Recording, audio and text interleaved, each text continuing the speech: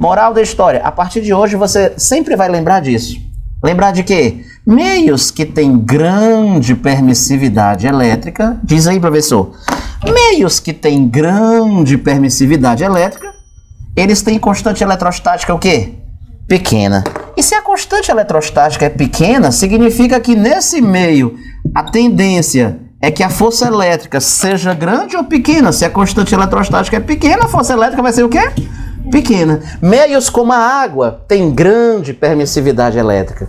A da água é quanto? 81 vezes maior do que a do vácuo. Caracas, a água é uma arrombada mesmo. Isso. Como a água tem uma permissividade elétrica muito grande, a tendência é que dentro da água a força elétrica seja o quê? Pequena. É isso que acontece? É. Que legal, professor. É. Então, pessoal, todos esses meios isolantes, né? Água, óleo, papel, porcelana, plástico, vidro, todos esses meios isolantes têm uma permissividade elétrica maior do que a do vácuo. Por que os meios materiais, todos eles, têm permissividade elétrica maior do que a do vácuo? Por que qualquer meio material, né? Né, professor? Tem esse poder de enfraquecer, né? E tal, né? Maior do que a do vácuo. É muito fácil. Porque todo meio material tem mais matéria do que o vácuo. E aí, o vácuo não tem nada para polarizar. No vácuo não tem nada. Aí qualquer meio material tem mais matéria do que o vácuo. E, portanto, tem a permissividade elétrica maior do que a do vácuo. E, portanto, em qualquer meio material, a força sempre fica mais fraca do que no vácuo. Exatamente. Exatamente, a permissividade elétrica, então, é uma para cada material. Então, por exemplo, professor, né? Por exemplo, a constante eletrostática, né? Do vácuo, né? Aquele K do vácuo, não sei se você já estudou essa matéria antes, mas esse K do vácuo é famoso, é o famoso 9/10 a nona. Ah, eu já ouvi dizer, meu primo sempre fala nesse negócio. Pois é, Newton, né, ó, metro ao quadrado, coulomb, né, elevado a menos 2, mas eu não tenho que saber a unidade não, entendeu? A constante eletrostática da água é bem grande ou é bem pequena? É 81 vezes mais o quê? Mais fraca, exatamente, né? 81 vezes menor do que isso? É. Ah, professor, então essa é a ideia? É, mãe, essa é a ideia. Então, né? Então, se você queria saber o significado da permissividade elétrica, é esse, entendeu? Ah, tá. No caso da água, por exemplo, né?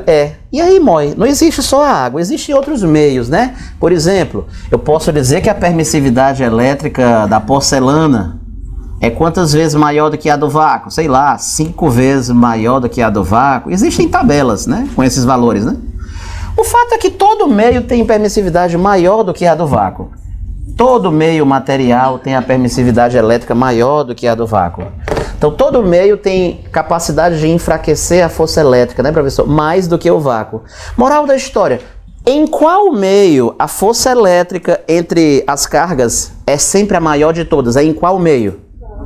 No vácuo. O vácuo é onde a força elétrica é a mais forte de todas. Se eu pegar partículas que estão no vácuo, e se eu mergulhar na água, se eu mergulhar no óleo, se eu mergulhar na acetona, a força fica mais fraca do que no vácuo? Fica. Porque o meio vai se polarizar de alguma maneira. E a polarização acaba acarretando o enfraquecimento da força. Por isso que aparece aquele K, né?